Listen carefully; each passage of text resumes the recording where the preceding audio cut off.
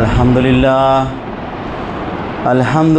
नहमदुहु व नस्तईनुहु व नस्तगफिरुहु व नु'मिनु बिही व नतवक्कलु अलैहि व नऊज़ु बिल्लाहि मिन शुरूरि अनफुसिना व मिन सय्यिआति अअमालिना मन यहदिहिल्लाहु फला मुदिल्ल लहु व मन युद्लिल्हु फला हादिय लहु व अशहदु अन ला इलाहा इल्लल्लाहु वहदहु ला शरीक लहु व अशहदु अन्न मुहम्मदन अब्दुहु व रसूलुहु अम्मा बाद फ़इन्न खैरल हदीस किताबुल्लाह व खैरल हदी हदी मुहम्मद सल्लल्लाहु अलैहि वसल्लम व शर्रुल उमूरि मुहतज़ातुहा व कुल्लु मुहतज़तिन बिदअ व कुल्लु बिदअतिन ज़लाला व कुल्लु ज़लालतिन फिन्नार। बिस्मिल्लाहिर रहमानिर रहीम। या अय्युहल्लज़ीना आमनुत्तकुल्लाहा हक्का तुक़ातिही व ला तमूतुन्ना इल्ला व अंतुम मुस्लिमून। या अय्युहन्नासु इत्तक़ू रब्बकुमुल्लज़ी खलक़कुम मिन नफ्सिन वाहिदा व खलक़ मिनहा ज़ौजहा व बस्स मिनहुमा रिजालन कसीरन व निसाअ वत्तक़ुल्लाहा अल्लज़ी तसाअलूना बिही वल अरहाम इन्नल्लाहा काना अलैकुम रक़ीबा। या अय्युहल्लज़ीना आमनुत्तकुल्लाहा व क़ूलू क़ौलन सदीदा युस्लिह लकुम अअमालकुम व यग़फिर लकुम ज़ुनूबकुम व मन युतिइल्लाह व रसूलहु फ़क़द फ़ाज़ फ़ौज़न अज़ीमा। बिस्मिल्लाहिर रहमानिर रहीम। इन्नद्दीन इंदल्लाहिल इस्लाम। అనంత కరుణామయుడు, అపార కృపాశీలుడు, భూమి ఆకాశాల సృష్టికర్త, పాలకుడు, పోషకుడు, ప్రతిఫల దినానికి యజమాని అయిన సకల లోకాల సృష్టికర్త అల్లాహ్ యొక్క శుభనామంతో ప్రారంభిస్తూ ఉన్నాను. ముందుగా మనందరి సృష్టికర్త అయిన అల్లాహ్ సుబ్హానహు వ తఆలాకు వేనోళ్ల కృతజ్ఞత స్తుతులు చెల్లించుకుంటూ ఉన్నాను. ఎందుకంటే మనందరినీ కూడా ఈ శుక్రవారపు ఆరాధన సమయంలో ఆయన యొక్క గృహం మస్జిద్లో హాజరై అల్లాహ్ యొక్క హితవులను వింటూ మన జీవితాలను సంస్కరించుకుంటూ అల్లాహ్ యొక్క ఆరాధన చేసేటువంటి ఒక సదవకాశాన్ని అల్లాహ్ సుబ్హానహు వ తఆలా మీకు నాకు మనందరికీ కూడా ప్రసాదించాడు. అల్హమ్దులిల్లా. అలాగే ఈరోజు నేను మీ ముందు ఉంచేటువంటి జుమ్మా యొక్క అంశం వేసవి కాలం మరియు ఇస్లామీయ నియమ నిబంధనలు. మహాశైలారా, ఏదైతే ప్రపంచంలో అనేకమైనటువంటి వాతావరణాలు మనం చూస్తూ ఉంటామో ఇవన్నీ కూడా అల్లాహ్ సుబ్హానహు వ తఆలా మానవాళి నిమిత్తం ఏర్పాటు చేసినటువంటి ఒక సౌకర్యవంతమైనటువంటి ప్రణాళికలో భాగమే. మరి ఈ ప్రణాళికలో భాగంగానే ఈరోజు మనం అల్హమ్దులిల్లా అల్లాహ్ కారుణ్యంతో వేసవి కాలంలో ఊపిరి పీల్చుకుంటూ ఉన్నాం.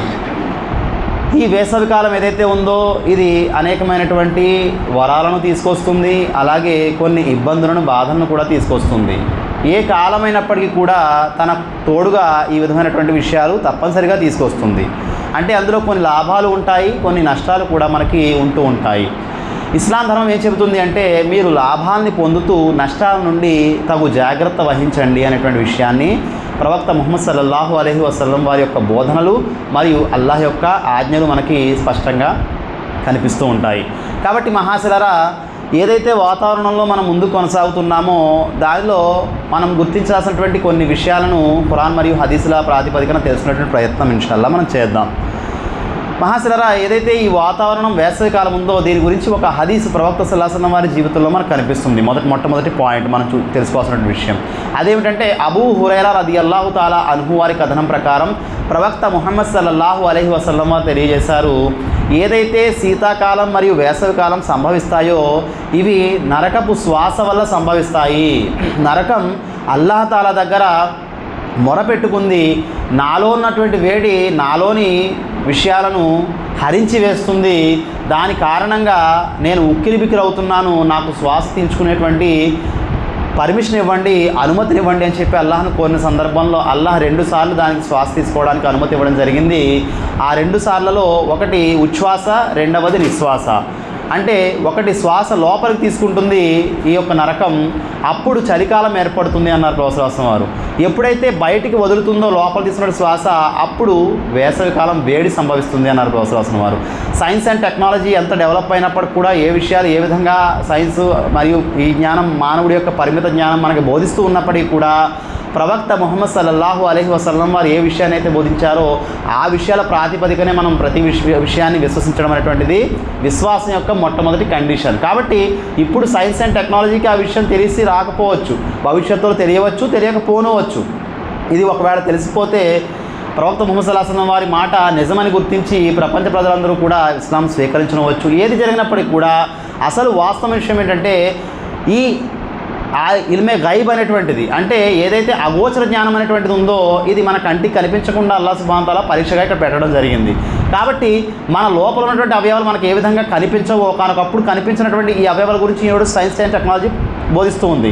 హార్ట్ అంటే ఎలా ఉంటుంది, కిడ్నీ అంటే ఎలా ఉంటుంది, ఇది తినడం వల్ల ఇది ప్రమాదం సంభవిస్తుంది అని చెప్పి. కానీ ప్రవక్త ముహమ్మద్ సల్లల్లాహు అలైహి వసల్లం వారు సైన్స్ అండ్ టెక్నాలజీని నేర్పించడానికి రాలేదు ప్రపంచంలోకి, మానవులకి.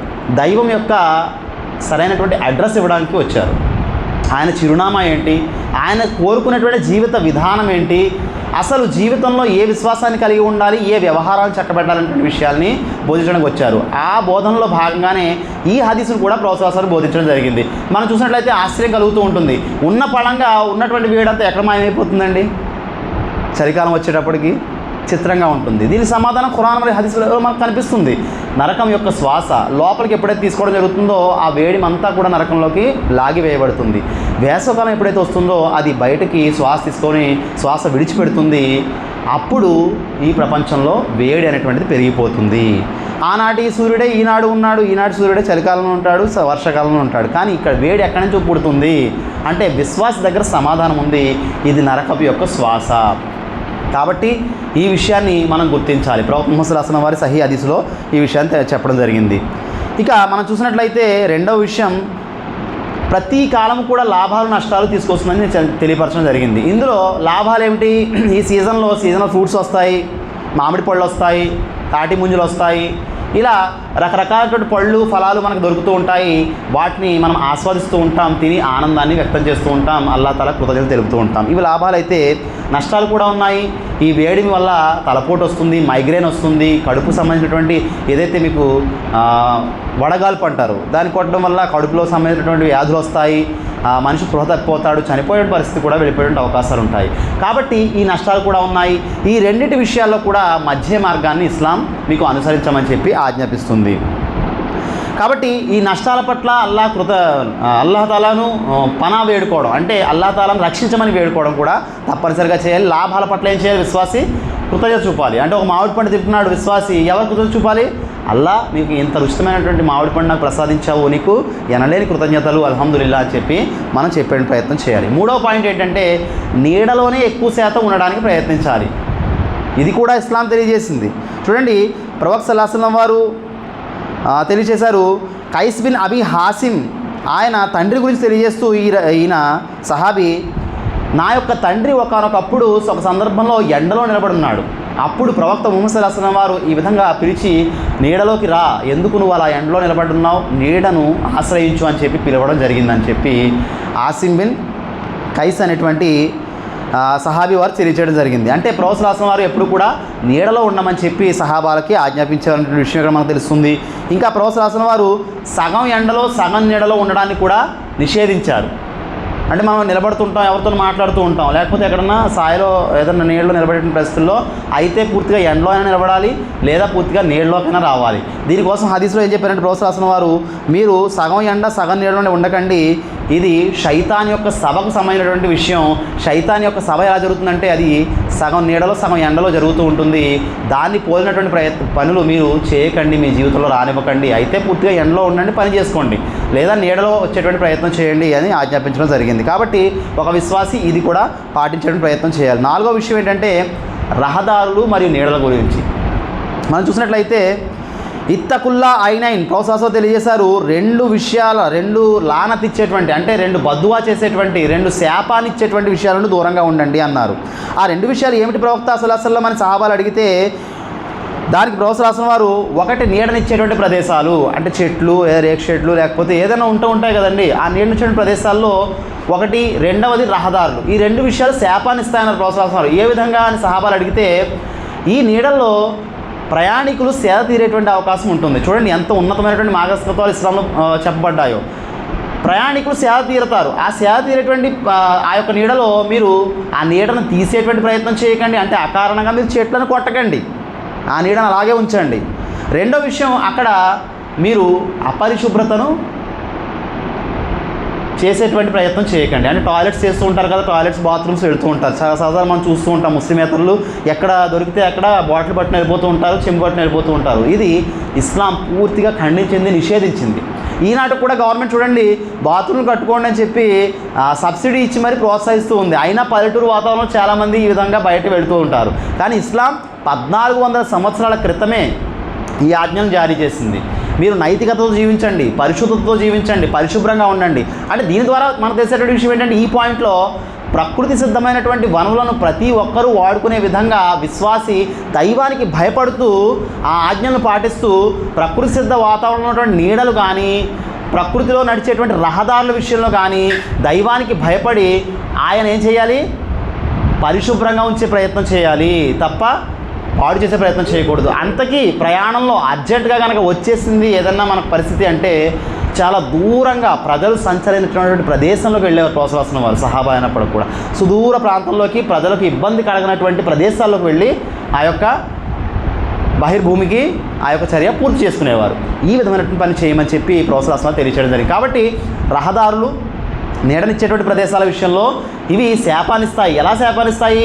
అటుగా ప్రయాణించేటువంటి వ్యక్తి అక్కడ ఆ దుర్గంధాన్ని చూసి వీడు నాశనం అవగాక, ఎవడరా ఇక్కడ ఇలా గత్ర చేశాడని చెప్పి అంటాడా లేదండి. అతని యొక్క మనసు యొక్క ఆ యొక్క బద్దువ, అంటే అతను ముస్లిం అయితేనే అతని బద్దువ తగులుతుంది, అతని యొక్క శాపం తగులుతుంది అనేది లేదు. ఏ వ్యక్తి ఇబ్బంది పడినప్పుడు కూడా ఆ శాపం తగులుతుంది అనేటువంటి విషయం ఇక్కడ స్పష్టంగా మనకు తెలుస్తుంది. కాబట్టి పరిశుద్ధత ప్రధానమైనటువంటి ధర్మమే ఇస్లాం ధర్మం. దీన్ని మనం పాటించి తీరాలి.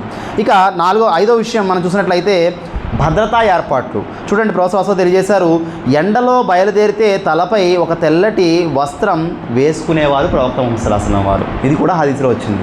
ఎండలో ఎప్పుడైనా బయలుదేరితే మనం ఏం చేయాలి, తలపై వస్త్రం వేసుకోవాలి. మనం ఇప్పుడు చూసుకోవాలంటే ఒక క్యాప్ పెట్టుకోవచ్చు, అందులోనూ వైట్ క్యాప్ అయితే ఇంకా మంచిది, ఎందుకంటే హీట్ రిఫ్లెక్షన్ అవుతుంది. అలాగే ప్రొఫెసర్ కూడా తెల్లటి వస్త్రం వేసుకునేవారు. ఈ వస్త్రాన్ని మనం వేసుకునే ప్రయత్నం చేయాలి. కార్లు ఉంటే అది నీళ్ళలో ఉంటుంది కాబట్టి ప్రాబ్లమే లేదు. ఈ విషయం కూడా ఇస్లాంలో బోధించబడింది. అంటే తెల్లటి వస్త్రం కప్పుకుంటే మీకు ఎండ నుంచి ఉపశమనం కలుగుతుంది. ఈ ఏర్పాటు కూడా మీరు చేసుకున్నారు. ఒకసారి ప్రొఫెసర్ వారు ఇహ్రాంలో ఉన్నారు. అంటే ఉమ్రా హజ్కి వేస్తారు కదండి, ఇహ్రాం అంటారు దాన్ని, తెలుసు కదా మీకు. ఇహ్రాం తెల్లటి వస్త్రాలు ధరిస్తారు, ఆ నియ్యత్ చేసుకుంటారు. నియ్యత్ని ఇహ్రాం అంటారు, వస్త్రాలను కాదు. ఈ విధంగా ధరించే సందర్భంలో అబ్దుల్లా ఇబ్నే ఉమర్ రజియల్లాహు తఆలా అన్హు వారు ఆయనపై ఒక తెల్లటి వస్త్రంతో నీడనిచ్చారు అనేటువంటి విషయం కూడా మనకి చరిత్రలో, ప్రొఫెసర్ జీవిత చరిత్రలో కనిపిస్తుంది. కాబట్టి ఎండలో ఎప్పుడు వెళ్ళినప్పుడు కూడా ఏం చేయాలి, మనం సేఫ్టీ ప్రికాషన్స్ తీసుకోవాలి, భద్రతా ఏర్పాట్లు చేసుకోవాలి అని చెప్పి ప్రొఫెసర్ వారి జీవితం మనకి నేర్పిస్తుంది. ఏనాటి జీవితం చూడండి, ఈనాటికి కూడా ప్రొఫెసర్ వారి జీవితం మనకి ఆదర్శంగా ఉంది. కాబట్టి ఈ విధంగా ఒక గొడుగు తీసుకువెళ్ళండి, దారిలో మీకు దాహం వేస్తుంది అనిపిస్తే ఒక వాటర్ బాటిల్ పెట్టుకోండి, ఒక క్యాప్ పెట్టుకోండి. ఇవన్నీ కూడా మీరు చేసుకునే ప్రయత్నం చేయండి అని చెప్పి ఇస్లాం బోధిస్తుంది. ఆరో విషయం, వేసవి ప్రభావం వ్యాధుల నుండి అల్లాహతో దువా వేడుకోవడం. ఏదైతే వేసవికాలంలో వ్యాధులు వస్తాయో మనం ముందు ప్రస్తావించుకున్నాం, అనేక వ్యాధులు వస్తాయి. ఆ వ్యాధుల నుంచి ముందుగా దూరంగా ఉండేటువంటి ప్రయత్నం చేయాలి.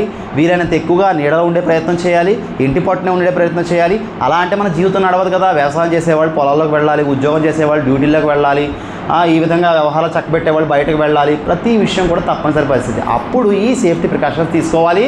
పైపెచ్చు మన ఆరో పాయింట్ ఏంటంటే, ఈ వ్యాధులు ఏవైతే వస్తాయో వాటి నుండి దువా చేయాలి అల్లాహ్ సుబ్హానహు వ తఆలాని. దువాని మించినట్టు దవా లేదు, అల్లాహ్ తాలా ప్రార్థన మించినటువంటి మందు ఏదీ లేదు ప్రపంచంలో. కాబట్టి ఈ దువా గురించి మనం చూసినట్లయితే అబ్దుల్లా ఇబ్నే ఉమర్ రజియల్లాహు అన్హు వారు ప్రొఫెసర్ తెలియజేసినట్టు ఒక హదీస్ తెలియజేశారు, జ్వరం నరకపు అగ్ని వల్ల వస్తుంది. జ్వరం అనేటువంటిది నరకపు అగ్ని వల్ల, ఆ వేడి వల్ల వస్తుంది, దాన్ని మీరు తిట్టకండి అన్నారు ప్రొఫెసర్ వారు. ఇంకా ఏం చెప్పారు, దాన్ని నీటితో చల్లార్చండి అన్నారు. దేంతో?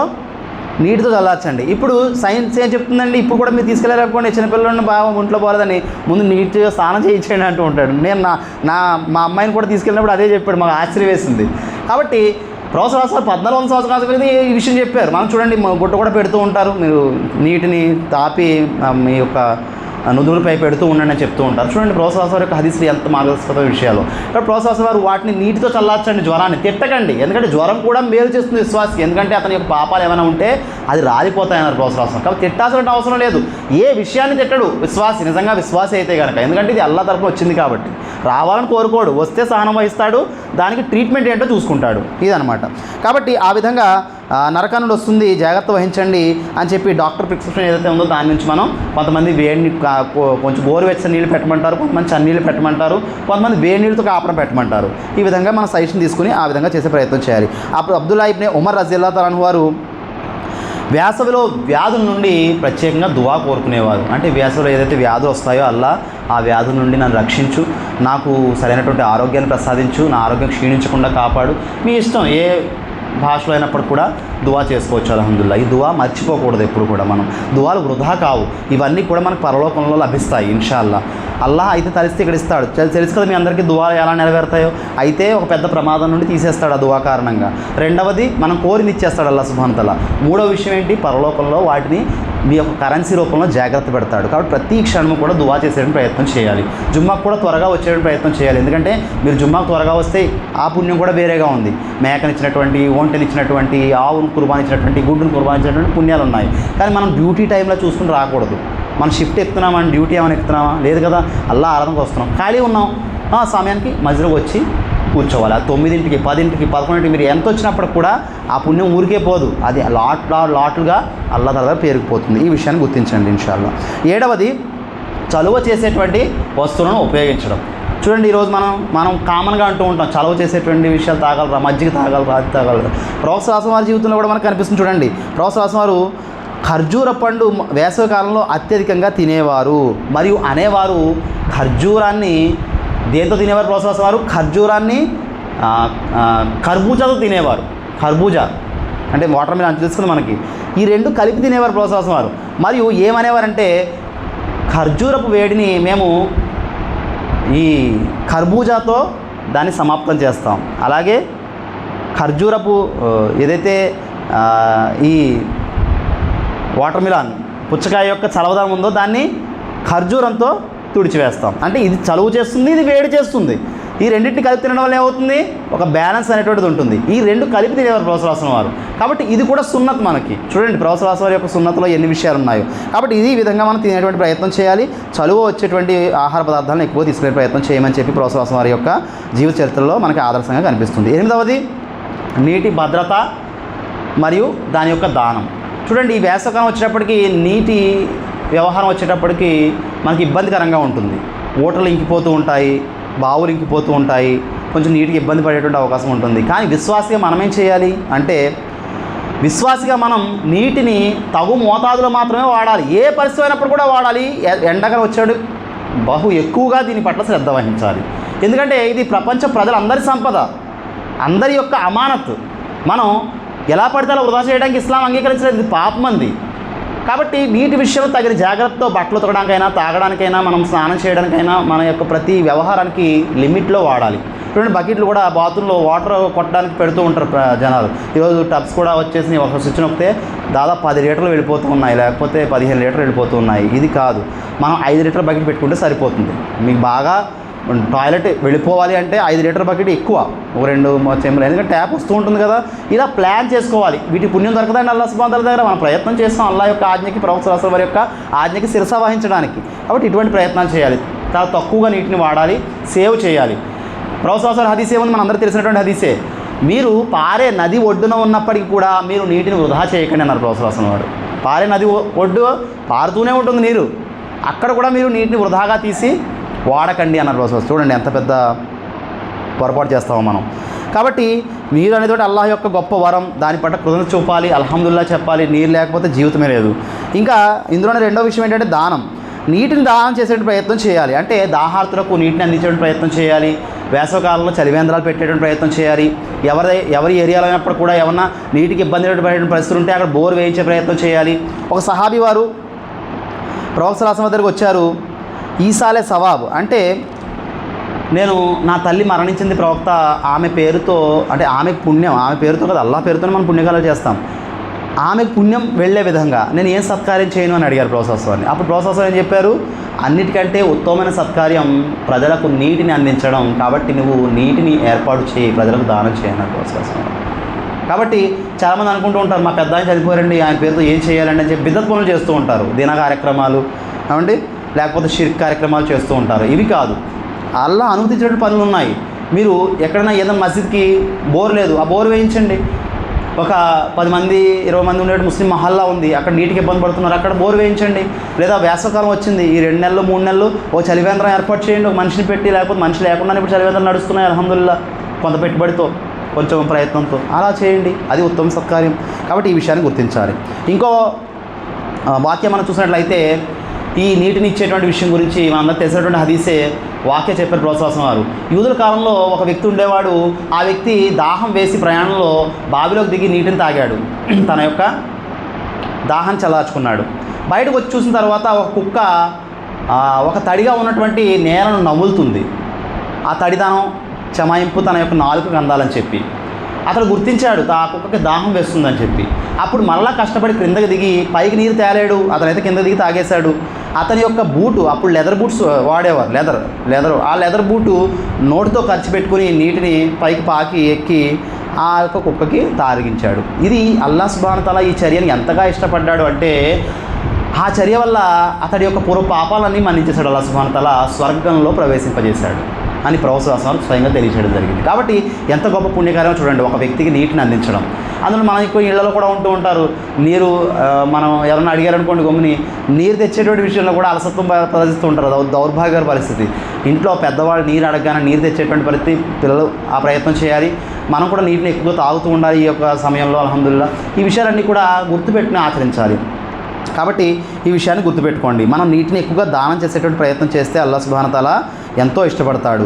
ప్రళయ దినాన కూడా మొట్టమొదటిగా అడగబడేటువంటి ప్రశ్నల్లో వరాల్లో నీటి గురించి అడుగుతాడు అల్లాహ్ సుబ్హానహు వ తఆలా. ఒకటి మానవ హక్కుల్లో హత్య గురించి అడుగుతాడు, అల్లాహ్ యొక్క హక్కుల్లో నమాజ్ గురించి అడుగుతాడు, అల్లాహ్ ఇచ్చినటువంటి వరాల్లో నీటిని గురించి అడుగుతాడు. కాబట్టి నీరు చాలా జాగ్రత్తగా ఉపయోగించాలి. 9వ విషయం ఏంటంటే దుస్తులు. వేసవకాలం దుస్తులు ధరిస్తూ ఉంటాం మనం, మంచిదే, చల్లని దుస్తులు, కాటన్ దుస్తులు ధరిస్తూ ఉంటాం. కానీ ఇక్కడ గుర్తుపెట్టుకోవాల్సిన విషయం ఏంటంటే సతర్, అంటే ఈ నాభి పైన నుంచి ఈ మోకాలు యొక్క క్రింది భాగం వరకు కూడా పురుషుడి యొక్క సతర్ కప్పబడి ఉండాలి కంపల్సరీ.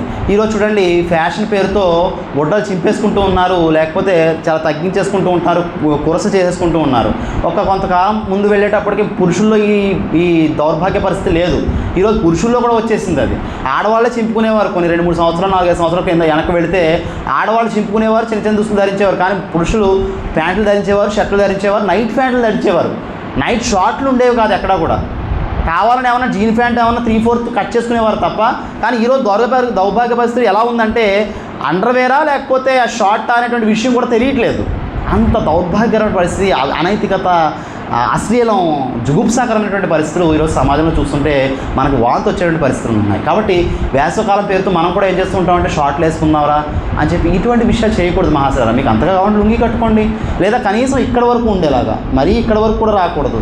ఎందుకంటే ఎక్కడి వరకు ఆకర్షకంగా కనిపిస్తుందో ఆ భాగం కనిపించడం అనేటువంటి నిషేధించబడింది ఇస్లాం ధర్మంలో. ఇస్లాం నైతికత బద్ధమైనటువంటి ధర్మం. ప్రతి విషయం గురించి మార్గదర్శకత్వం చేసింది, ప్రతి విషయం గురించి అల్లాహ్ దగ్గర సమాధానం చెప్పుకోవాలి మనం. కాబట్టి ఈ విధంగా మీరు తగ్గించిన బట్టలు వేసుకోకూడదు. అలాగే స్త్రీలు నాకు ఉడుగ్గా ఉందని చెప్పి చున్ని తీసేయడం, లేకపోతే ఆ పక్కన పాడేయడం, ఇటువంటి విషయాలు అంత మాత్రం కూడా చేయకూడదు.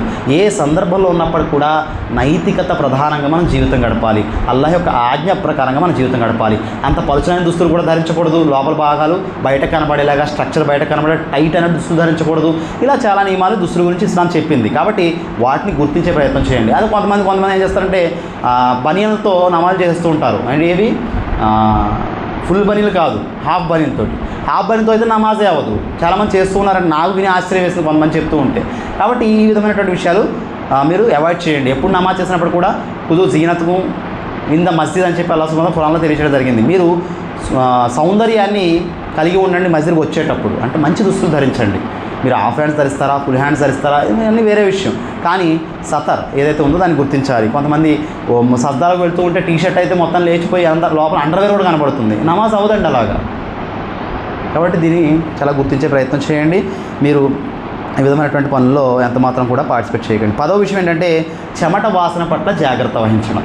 కాబట్టి ఈరోజు ఈ వేసవి మాసంలో ప్రత్యేకంగా వచ్చేటువంటి సమస్య ఏంటంటే చెమట ఎక్కువగా పడుతూ ఉంటుంది. కొంతమంది చెమట అయితే కొంత వాసన వస్తుంది, కొంతమందికి అయితే వాసన రాదనుకోండి, కొంతమంది దగ్గర అయితే మహా దారుణమైనటువంటి వాసన వస్తూ ఉంటుంది. ఇతరులు కూడా ఏమంటారంటే మీరు ఈ విధమైనటువంటి ఆ విధమైన తిండి తింటూ ఉంటారు, అసహ్యం వాసన వస్తుంది అంటూ ఉంటారు. కొంతమంది అయితే మన ముందు చెప్పలేరు, వెనక చెప్పి బాధపడుతూ ఉంటారు, ఆడు వస్తాడురా బాబు అని చెప్పి. ఇటువంటి దౌర్భాగ్య పరిస్థితుల నుంచి విశ్వాస దూరంగా ఉండాలి. ఎందుకంటే మీరు మాత్రమే పాడవరు, ఇక్కడ ఇస్లాం ధర్మం అంతా కూడా పాడవుతుంది. చూడండి, ఈరోజు ఏదైతే కేసులు జరుగుతున్నాయో, ఆ టాటా కన్సల్టెన్సీ కేసు ఏదైతే ఉందో, ఇలాంటి దరిద్రుల వల్ల, నీచుల వల్ల పూర్తి ఇస్లామే తప్పుగా ప్రొజెక్ట్ అయ్యేటువంటి దురదృష్టకరమైన పరిస్థితులు ఏర్పడుతూ ఉన్నాయి. కాబట్టి మనకు ఉన్నంతలో, మనకు అయినంతలో మన తోటివాడు సంతోషంగా ఉండాలి. అందుకే ప్రోత్సాహం చెప్పారు, మధ్యలోకి వస్తూ మీరు ఉల్లి వెల్లుల్లి తిని రాకండి, ఎందుకంటే ఆ దుర్వాసన వల్ల ఎదుటి వ్యక్తి ఇబ్బంది పడతాడు, అతడు ఇబ్బంది పడితే ఆ పాపం మీకు వస్తుంది, ఇంకా దైవదూతలు కూడా మిమ్మల్ని అసహించుకుంటారని చెప్పారు ప్రోత్సాహం. అంటే ఇక్కడ ఏంటి మెయిన్ పాయింట్? దుర్వాసన. కాబట్టి మన దగ్గర దుర్వాసన రావచ్చా అండి? రాకూడదు. 200-300 పెట్టి స్ప్రే కొనుక్కోండి, లేదా 100 రూపాయలు పెట్టి ఒక అత్తర్ బాటిల్ కొనుక్కోండి, అల్హమ్దుల్లా అది వాడండి, మంచిగా ఉండడానికి ప్రయత్నం చేయండి. కాబట్టి ఈ విషయంలో కూడా మనం తగు జాగ్రత్త వహించాలి. దైవదూతలు మనల్ని ప్రేమించాలన్నా, అల్లాహ్ మనల్ని ఇష్టపడాలన్నా ప్రోత్సాహాల విధానం ఏంటంటే సుగంధ ద్రవ్యాలను వాడడం. ఇంకా 11వది ఫజర్ నమాజ్ పట్ల ఏమరపాటు. చూడండి, ఈరోజు రాత్రి కరెంట్ ఉండదు ఒక్కోసారి, లేకపోతే ఈ వేడి కారణంగా, ఉడుకు కారణంగా చాలా ఇబ్బంది పడుతూ ఉంటాం. అటువంటి సందర్భంలో ఫజర్ నమాజ్ మిస్ అయిపోయిన పరిస్థితి ఉంటుంది. చూడండి, ఫజర్ నమాజ్ గురించి ప్రోత్సాహం ఏం చెప్పారంటే ఫజర్ నమాజ్ గురించి ఒక మునాఫిక్కి తెలిస్తే, అంటే అతను విశ్వాసి కాదు, ఇస్లాం ఇష్టపడటం లేదు, కానీ పైకి నటిస్తున్నాడు, ఆ వ్యక్తికి తెలిసినప్పుడు కూడా దీని బెనిఫిట్ ఏదైతే ఉందో తెలిస్తే అతడు తన కాళ్ళు లేకపోయినప్పుడు కూడా పాక్కుంటూ వచ్చి నమాజ్ చేసి వెళ్తాడన్నారు ప్రోత్సాహం వారు. అది ఫజర్ నమాజ్ యొక్క పుణ్యఫలం. ఫజర్ నమాజ్ మనకి ప్రళయం నాడు వెలుగుగా మారుతుంది. ఫజర్ నమాజ్ నడిచేటువంటి ప్రతి అడుగు మనకి పుణ్యాన్ని తెచ్చిపెడుతుంది. ఫజర్ నమాజ్ జీవితంలో ఎప్పుడు మిస్ అవ్వకూడదు. ఎందుకంటే ఫజర్లో ప్రతి ఒక్కరు ఖాళీగానే ఉంటాడు. ఎవరో 3 గంటలకు 4 గంటలు లేచి డ్యూటీకి వెళ్ళేవాడు తప్ప, వాడైనప్పటికి కూడా వాడు ఉన్నటువంటి ప్రదేశంలో తప్పనిసరిగా ఫజర్ నమాజ్ చేసుకోవాల్సిందే సమయానికి అనుగుణంగా. ఊళ్ళో ఉన్నాం, ఇంట్లో ఉన్నాం, అల్హమ్దుల్లా మస్జిద్కి వస్తాం, నమాజ్ చేసుకుంటాం, 27 రెట్లు అధికంగా పుణ్యం పట్టుకుపోతాం. అల్హమ్దుల్లా. ఏంటంటే మనకి ఇబ్బంది. కాబట్టి మన షెడ్యూల్ ధర్మానికి అనుగుణంగా ప్లాన్ చేసుకోవాలి తప్ప మన ప్రపంచం షెడ్యూల్కి అనుగుణంగా ధర్మాన్ని ప్లాన్ చేయకూడదు ఎప్పుడు కూడా అసలు. కాబట్టి గుర్తించాలి. కాబట్టి ఫజర్ నమాజ్ ఎంత మాత్రం మిస్ అవ్వకుండా చూసుకోవాలి. 12వది నఫిల్ రోజా అత్యంత కష్టంతో ఈ వేడిలో పెట్టకూడదు. మీకు సహూలత్ ఉంది, మీరు ఏసీలో పని చేస్తాడు ఒక వ్యక్తి, అతడు పెట్టుకోవచ్చు నఫిల్ రోజా. కానీ ఆ పొలంలో పని చేయాలి, లేకపోతే వడ్రంగి పని చేయాలి, ఎండలో పడి మేస్త్రి పని చేయాలి, ఇటువంటి వ్యక్తి తనపై బరువు వేసుకునే పరిస్థితులు అల్లాహ్ సుబ్హానహు వ తఆలా ఇష్టపడ్డు. చూడండి, చాలామంది చెప్పులు లేకుండా నడవడాన్ని ఒక పెద్ద భక్తి అనుకుంటూ ఉంటారు, లేదండి? అవునా కదండి? కొంతమంది బట్టలు ఇప్పేయడానికి కూడా భక్తి అనుకుంటూ ఉంటారు, ఒక తుండు గుడ్డ వేసుకోవడం పెద్ద భక్తి అనుకుంటూ ఉంటారు. ఇటువంటి అనేక రకాలు ఎక్కడి నుంచి వచ్చాయి? మనం యొక్క బుర్రలోంచి వచ్చాయి. ఇష్టపడతాడేమో దేవుడు అని చెప్పి దేవుడు ఏమి ఇష్టపడతాడో ప్రోత్సాహం చెప్పారు, ప్రోత్సాహం మనకు చెప్పారు. ఏమి ఇష్టపడతాడు?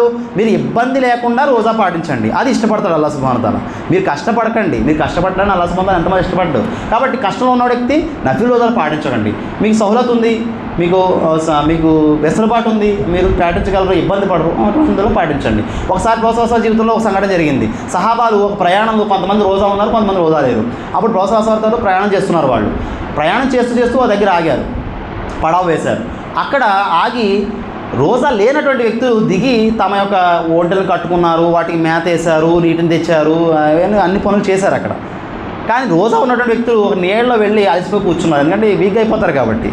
ప్రోత్సాహం తెలియజేసారు. చూడండి అక్కడ ఎన్ని ఆదర్శాలు ఉన్నాయి ప్రోత్సాహ జీవితంలో మనకి. ఈరోజు రోజా ఉన్నవారి కంటే రోజా లేని వారు అత్యధిక పుణ్యాన్ని సంపాదించారు అన్నారు ప్రోత్సాహం. ఎవరు సంపాదించారు? అనవసరంగా మీ మీద భారం చేసుకోకండి, ఇష్టపడి ఆరాధన చేయండి. ఇవి నఫిల్ ఉపవాసాలు, ఇష్టం ఉంటే ఉండండి, లేదు ప్రాబ్లం లేదు, పుణ్యఫలం అయితే ఉంటుంది, కానీ మీపై బరువు చేసుకోకండి అన్నారు ప్రోత్సాహం వారు. ఇక 13వ విషయం స్విమ్మింగ్. చాలామంది స్విమ్మింగ్కి వెళ్తూ ఉంటారు, మన కాలువలు కూడా దగ్గరగా ఉంటూ ఉంటాయి, తగు జాగ్రత్త వహించాలి. మొదటి విషయం ఇక్కడ ఈరోజు మనకు చాలా న్యూస్లు వింటూ ఉన్నాం, చాలా బాధాకరమైన విషయాలు. మన జాంపేటలో కూడా 3-4 చనిపోయారు, అలా వారికి మగ్ఫిరత్ ప్రసాదించుగాక. ఏమండి, ఈ విధంగా జాగ్రత్త వహించాలి, ఎలా పడితే అలా వెళ్ళిపోకూడదు. అందులోనూ దుస్తుల విషయంలో కూడా జాగ్రత్త వహించాలి. మీకు నేను చెప్పిన సతలు ఏదైతే ఉందో దాన్ని జాగ్రత్త చూసుకోవాలి. ఆడవాళ్ళు మగవాళ్ళు ఒక దగ్గర జలకాలాడేటువంటి పరిస్థితి ఉండకూడదు, ఇస్లాం నిబంధనలు ఇవన్నీ కూడా. అలాగే ఒక స్విమ్మింగ్ పూల్లో మీరు వెళ్తున్నారు, ఎవరు స్విమ్మింగ్ పూల్లోకి వెళ్తున్నారు, ఇప్పుడు రాజమండ్రి రివర్ బే అవి ఉన్నాయి, ఒక స్విమ్మింగ్ పూల్లో దిగినప్పుడు స్విమ్మింగ్ పూల్ వాటర్ ఏంటంటే ఒక దగ్గర ఆగిపోయి ఉంటుంది. అందులో ఎవరన్నా అశుద్ధం చేశారనుకోండి, అపశుద్ధం చేశారనుకోండి, అది మన ఒళ్ళంతా ఉంటుంది. కాబట్టి స్విమ్మింగ్ పూల్లోకి వెళ్తే మాత్రం ప్రత్యేకించి వచ్చి మనం గుసులు చేసుకోవాలి, లేకపోతే నమాజులు అవ్వవు. అక్కడ కూడా మనం నియమములను పాటించాలి. ఆ నీటిని కలుషితం చేయకూడదు. కలుషితమయ్యే అవకాశం ఉంది కాబట్టి ఆ విషయంలో కూడా మనం జాగ్రత్త వహించాలి ఈ విషయం. కాబట్టి ఈ విషయాలు జాగ్రత్తగా మనం చూసుకుని ఇన్షాల్లా మనం వెళ్ళొచ్చు. ఇది ఇస్లాం ఎంత మాత్రమో ఆపలేదు ఈ విషయంలో. 14ది మజ్దూర్ల విషయం. అంటే మనం కూలి పనికి పెట్టుకుంటూ ఉంటాం, మేస్త్రి పనికి, లేకపోతే చెట్టు కొట్టడానికో ఏదో పనికి వస్తూ ఉంటారు, కలుపు తీయడానికో మీ పొలాల విషయంలో. వారికి వెసులుబాటును కల్పించాలి. ప్రొఫెసర్ వారు వారి పట్ల ప్రత్యేక శ్రద్ధ తీసుకోమన్నారు. మజ్దూర్ల విషయంలో వారికి నీడను ఏర్పాటు చేయండి, వారికి విశ్రాంతికి సమయాన్ని ఇవ్వండి, ఇంకా వారికి చలవనిచ్చేటువంటి పదార్థాలను వారికి ఏర్పాటు చేయండి, వారి కష్టాన్ని గుర్తించండి, వారి చెమట ఆరకముందే వారి యొక్క ప్రతిఫలాన్ని చెల్లించండి. ఇవన్నీ నిబంధనలు. కాబట్టి ఇవన్నీ కూడా ఎవరి కోసం చేస్తాం? వాళ్ళ కోసం చేయం. కొంతమంది చేస్తుంటే చూడండి, నా మనసుకి కొంచెం బాధ అనిపించిందిరా, అందుకని అడిగి ఇచ్చానురా, నాకు అలా అనిపించిందండి, ఇలా చేశానండి. లేదు, ప్రతి విశ్వాసి కూడా తన యొక్క పుణ్యఫలాలు పరలోకంలో చూసుకోవాలి అనుకుంటే కనుక నేను అల్లాహ్ కోసం ఈ పని చేయాలి, ఇది అల్లాహ్ ఇష్టపడతాడు కాబట్టి చేయాలి. ఇవి ఎప్పుడు అనుకుంటాం మనం? ఈ విషయం తెలిస్తేనే కదా అనుకుంటాం. లేకపోతే మన మనసుకు అనిపిస్తుంది చేస్తున్నాం అంటే నీ మనసుకు నచ్చి అనిపించి చేసేవే తప్ప అల్లాహ్ తఆలా కోసం చేయలేదు కదా. ఆ పుణ్యఫలం వేస్ట్ అయిపోయే అవకాశం ఉంటుందా లేదా అండి? కాబట్టి అవేర్నెస్గా ఉండాలి, ధార్మిక జ్ఞానాన్ని మనం పెంపొందింపజేసుకోవాలి. కాబట్టి ఈ విధంగా మజ్దూర్ల విషయంలో మనం ప్రవర్తించాలి. ఇంకా 15 చివరి విషయం ఏంటంటే కరెంటు గురించి. కరెంట్ ఎక్కువ శాతం తీసేస్తూ ఉంటాడు ఎండాకాలంలో. అప్పుడు మనం సహజంగా ఏమంటామండి? తిట్టుకుంటూ ఉంటాం అండి. ఎప్పుడు కూడా చూడండి, ఇస్లాం ఏం చెప్తుందంటే కరెంట్ ఉండి 10 సార్లు తిట్టుకున్నా కరెంట్ మీకు రాదు, దానివల్ల 5 పైసలు ఉపయోగం లేదు. కానీ అనంతమైనటువంటి నష్టం ఉంది. ఏముంది? ఒకరిని దూషించారనేటువంటి ఆ పాపం మీకు ఉండిపోతుంది, అది తిరిగి మీకే వస్తుంది. అది ఆడు తన రూల్ ప్రకారం పని చేసుకుంటూ పోతున్నాడు, కానీ మీరు ఆ విధంగా చేయడానికి లేదు. నోరు జాగ్రత్తగా పెట్టుకోవాలి. కరెంట్ పోయినట్టు ఏం చదవాలి? ఇన్నా లిల్లాహి వ ఇన్నా ఇలైహి రాజిఊన్. ఏ నష్టం జరిగినా ప్రపంచంలో మనకి ఈ పదం మాత్రమే చదవాలి.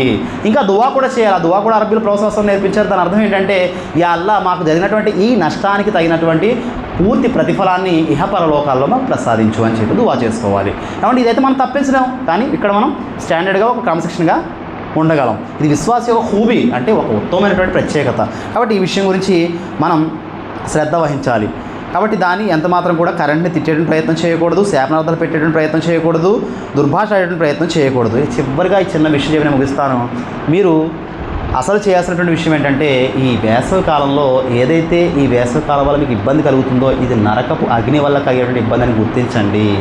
దానికోసం ప్రొఫెసర్ హదీస్ ఉంది, ఉదయం 3 సార్లు, సాయంత్రం 3 సార్లు ఎవరైతే అల్లాహుమ్మ అజిర్ని మినన్నార్, అల్లాహుమ్మ అజిర్ని మినన్నార్, అల్లాహుమ్మ అజిర్ని మినన్నార్ అంటారో స్వయంగా నరకం సిఫారసు చేస్తుంది అల్లాహ్ సుబ్హానహు తఆలాకి. అల్లాహ్ ఈ దాసుడు చూడకుండానే నీ యొక్క విషయాన్ని విశ్వసించాడు, నీ సందేశాన్ని గ్రహించాడు, నా పట్ల భయభీతుడయ్యాడు, నీవు సృష్టించినటువంటి నా యొక్క సిఫారసు ఇతని విషయంలో అంగీకరించు, ఇతన్ని నా నుండి దూరంగా ఉంచు అల్లాహ్, అదే కదా కోరుకుంటున్నాడు ఆ దాసుడు అని చెప్పి నరకం స్వయంగా చెప్తున్నారు రోజు. కాబట్టి ఈ విషయంలో మనం ఎంత మాత్రం లోడ్ చేయకూడదు. పొద్దున లేచిన తర్వాత ఏం చేయాలి, సాయంత్రం వరకు అనేటువంటి విషయాలు చాలా ఉన్నాయి. ఇవన్నీ కూడా మనం ఈ అరగంటలో చెప్పుకునే అవకాశం ఉండదు. కాబట్టి చెప్పుకున్నటువంటి విషయాలు మరలా మీరు వెళ్ళిపోయిన తర్వాత డిస్కస్ చేయండి, వాటిని ఒకరికొకరు గుర్తు చేసుకోండి. ఇలా చెప్పారు గురువుగారు కాబట్టి ఇది పాటించండి. ఈ పుణ్యాలు మనకి పరలోక అకౌంట్లో సేఫ్గా ఉంటాయి. కాబట్టి ఈ విషయాల పట్ల శ్రద్ధ వహించండి, నియ్యత్ను సరి చేసుకోండి. అల్లాహ్ సుబ్హానహు తఆలా ప్రతి విషయంలో కూడా ప్రొఫెసర్ వారి జీవితంలో మార్గదర్శకత్వం మనం పెట్టడం జరిగింది. ప్రతి విషయాల గురించి మనం తెలుసుకోవాలి. ఒకవేళ తెలియకపోతే మేము అందరం మీకు అందుబాటులో ఉన్నాం అల్హమ్దులిల్లాహ్. ఇప్పుడు ఏం చేయాలండి సార్ అని చెప్పి మీరు అడిగితే, ఖురాన్ మరియు సహీ హదీస్ ప్రకారంగా నడిచేటువంటి మనహజ్ మంది అహ్లే హదీస్ అంటే. కాబట్టి దాని ప్రకారం మనం జ్ఞానాన్ని సంపాదించి ఆ ప్రకారం ఆచరించే ప్రయత్నం చేద్దాం ఇన్షాల్లా. కాబట్టి అల్లాహ్ సుబ్హానహు తఆలా ఏ విషయాలైతే మనం విన్నామో ఈ జుమ్మా ఖుత్బా ప్రాతిపదికన ఆ విషయాల ప్రకారం తూచా తప్పకుండా విశ్వాసాన్ని కలిగి ఉండి ప్రతి క్షణం గుర్తుంచుకుని ఆచరించేటువంటి మహద్భాగ్యాన్ని మా అందరికీ కూడా ప్రసాదించి అల్లా మా యొక్క నోటిని అదుపులో ఉంచుకునే భాగ్యాన్ని మాకు ప్రసాదించు, మా మనసును అదుపులో ఉంచుకునే భాగ్యాన్ని మా అందరికీ ప్రసాదించు, మా ఇళ్లలో ఉన్నటువంటి ప్రతి సమస్యను పరిష్కరించు, మా యొక్క ధనపరమైనటువంటి, ఆర్థికపరమైనటువంటి, ఆరోగ్యపరమైనటువంటి, కుటుంబపరమైనటువంటి ప్రతి సమస్యను కూడా నీవు పరిష్కరించు. యా అల్లాహ్ మా యొక్క జీవితాల్లో నీ యొక్క కారుణ్యాన్ని కురిపించు, శాంతియుత జీవితాన్ని మేము అనుసరిస్తూ అదే శాంతియుత వాతావరణంలో ఇతరులకు కూడా జీవితం గడిపేటువంటి అవకాశాన్ని కల్పించేటువంటి భాగ్యాన్ని మా అందరికీ ప్రసాదించు. ఈ వేసవికాలంలో ప్రతి సత్కార్యంలో పాలు పంచుకునే భాగ్యాన్ని మా అందరికీ ప్రసాదించు. అనంతంగా దువాలు చేసేటువంటి భాగ్యాన్ని మాకు ప్రసాదించు. ప్రొఫెసర్ వారి యొక్క జీవితంలో ఉన్నటువంటి ఆదర్శాలను మేము ఆచరించేటువంటి భాగ్యాన్ని మా అందరికీ ప్రసాదించు. ఇంకా ఏమైతే అడిగామో వాటిని ప్రసాదించు, అడగకుండా ఏవైతే ఉండిపోయాయో వాటిని కూడా నీవు ఎరిగినటువంటి సృష్టికర్తవు యా అల్లాహ్ వాటిని కూడా మాకు అనుగ్రహించు. రబ్బనా తఖబ్బల్ మిన్నా ఇన్నక إنك أنت السميع العليم وتب علينا إنك أنت التواب الرحيم سبحان ربك رب العزة عما يصفون والسلام على المرسلين والحمد لله رب العالمين بارك الله لنا ولكم في القرآن العظيم ونفعنا وإياكم بالآيات والذكر الحكيم إنه تعالى جواد كريم ملك بر رؤوف رحيم ورب حليم